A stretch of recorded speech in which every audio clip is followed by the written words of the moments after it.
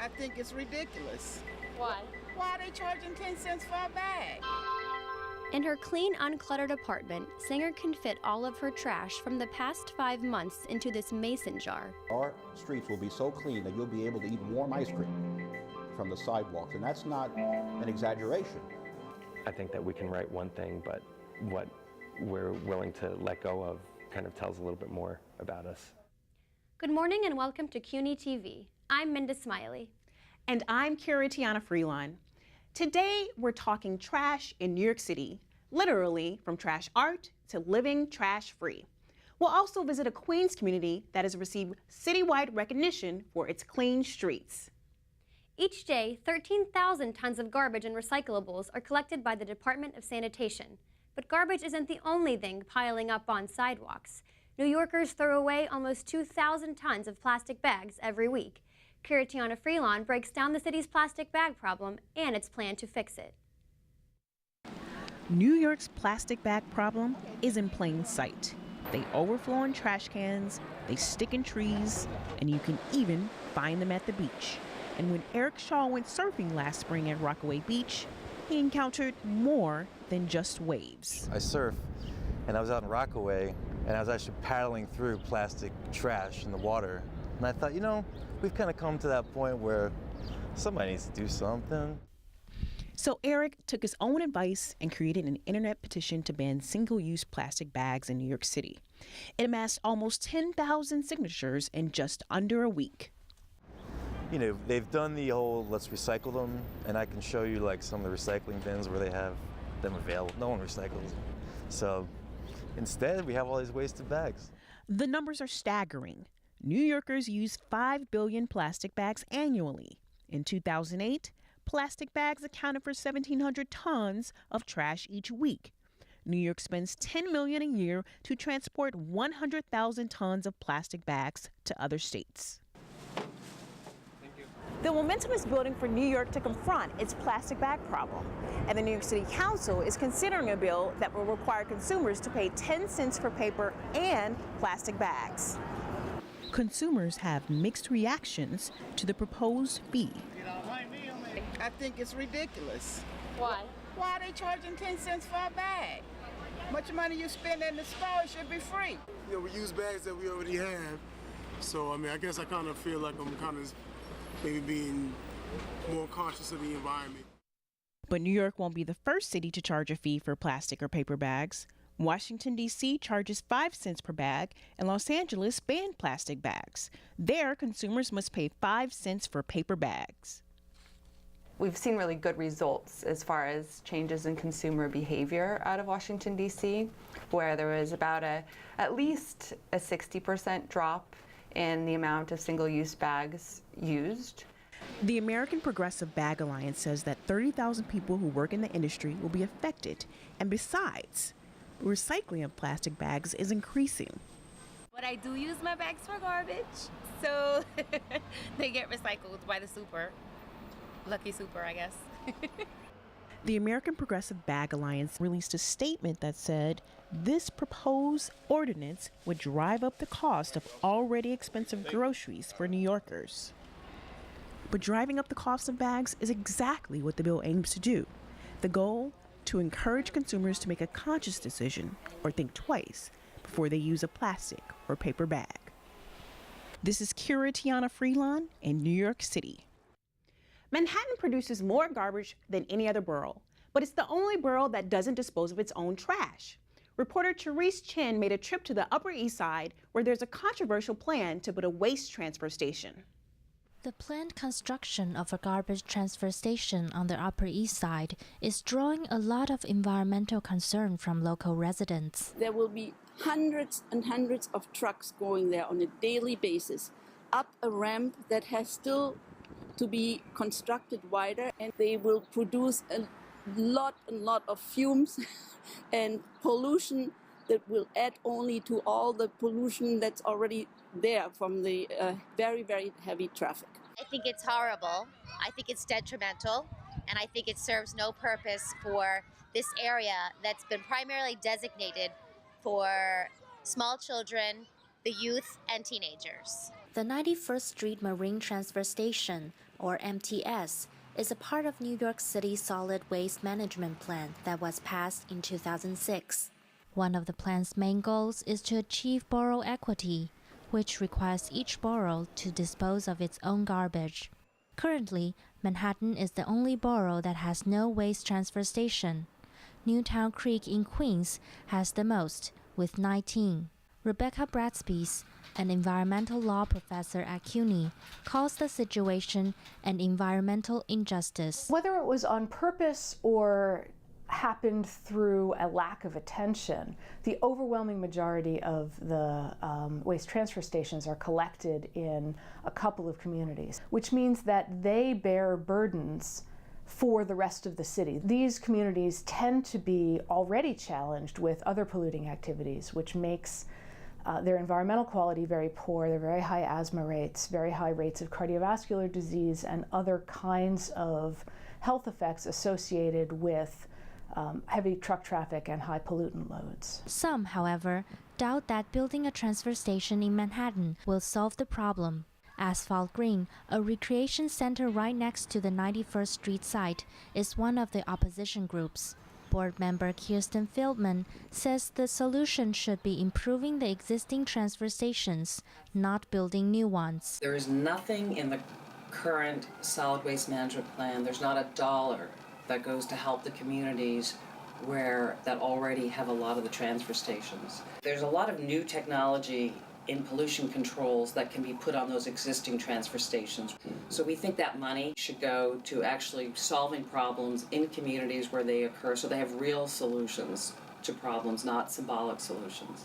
In New York City, 12,000 tons of residential garbage is generated each day. The new 91st Street site will handle only about 4% of it. But advocates say it's a first step toward their goal of requiring each borough to manage its own trash. Cherise Chen, Manhattan. Despite the massive amounts of trash produced at the city daily, one New York blogger has made it a mission to live a trash-free life by recycling everything she can. The average New Yorker throws out and recycles more than 3 pounds of trash every day. But not Lauren Singer. Singer recently started working for the Department of Environmental Protection and has been working towards living a trash-free life for over a year now. She chronicles her life without trash on her blog, Trash is for Tossers. It wasn't like, boom, I'm zero waste. It was more gradual than that. Like I started making my own skincare. Like I started buying all my food in bulk. Singer says she saves money by making products, like her lotion, from natural ingredients because she doesn't have to pay for packaging and name brands. I used to dread having to go to the store and like buy lotion and my face wash and everything, and like making it makes my life so much easier because the time that it takes to do this is like the time that it would take to walk one way to the store. So people ask me all the time, like, is this inconvenient to make your own products or live this lifestyle? And I really think it adds a lot of time to my life and my day. It's also really just fulfilling to make your own stuff. In her clean, uncluttered apartment, Singer can fit all of her trash from the past 5 months into this mason jar. She buys very little perishable food when she goes shopping to make sure none of it goes to waste, and she composts things like banana peels, eggshells, and coffee grinds. Even my hair, you can compost hair. So, I have a lot of thick hair and it falls out everywhere, so it makes it really easy.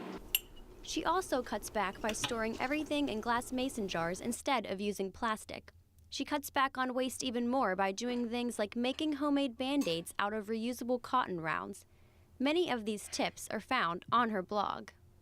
So I started the blog to have people see what I do and take from it what they want or not. So just make it in a really presentable way and hopefully, they'll get something out of it, but if not, like at least they're thinking about it for 5 seconds. Minda Smiley, New York City. Take pride in your community by keeping it clean. That's the message one Queens neighborhood is sending. Pearl Masick brings us the story.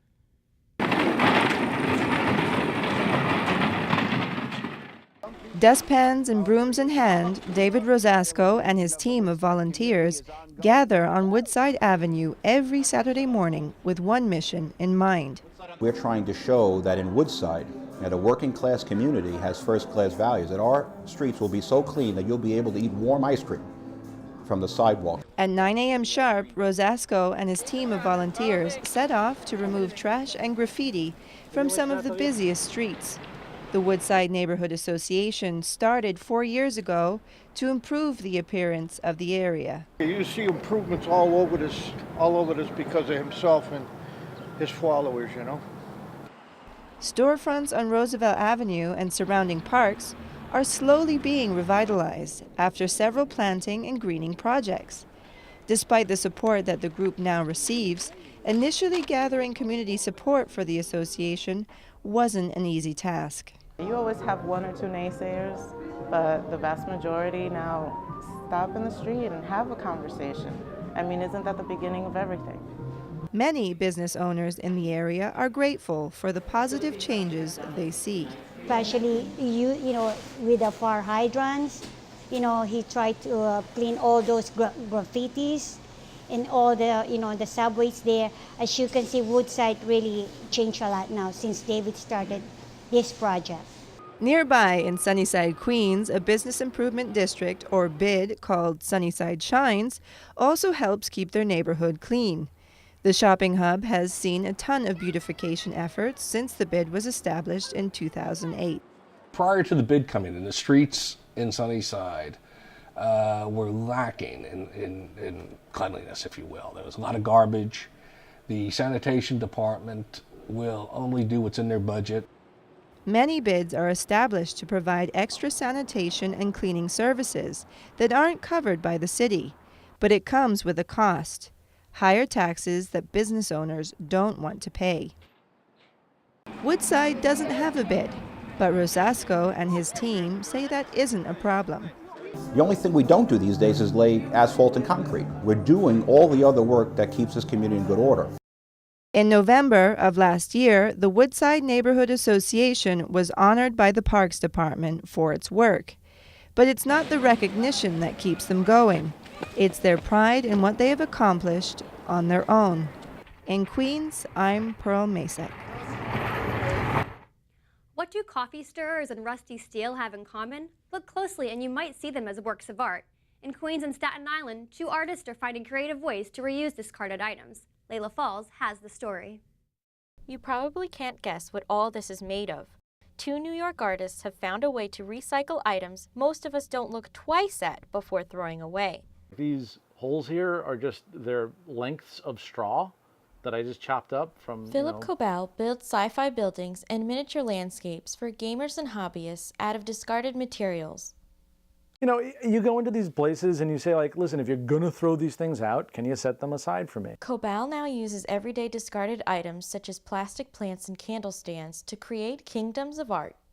There's a huge vacuum of landscape design for these games. I've discovered with the application of paint, anything becomes really cool. It transforms from a pile of rocks or like some styrofoam with some glue on it and sand to like this amazing landscape. I don't know if I've ever looked at what I'm doing as like consciously recycling things.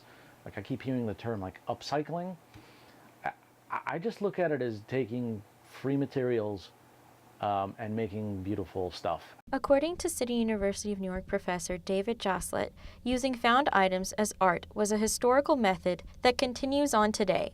In one way or another, not always trash specifically, is a very widespread strategy. It's almost as widespread as using photography as a tool within works of art. Another artist created art from a disaster. New York City spent $177 million to remove debris from Hurricane Sandy. Kevin Mahoney was taking a plasma cutting class at Makerspace, a community work area on Staten Island, where he practiced on Sandy-damaged steel. The debris sat in water for days, weeks, and even months after the storm. I realized that the material doesn't need to be going to waste, and I can use that in some way to raise money to replace materials and equipment that were lost in the storm. When Mahoney started making cutouts in the shape of Staten Island from the steel, he found a way to give the material new life. I view discarded things as being our historical record. I think that we can write one thing, but what we're willing to let go of kind of tells a little bit more about us. Layla Falls, New York. That's it for this edition of Talking Trash. I'm Kiratiana Freeline. And I'm Minda Smiley. Thanks for joining us.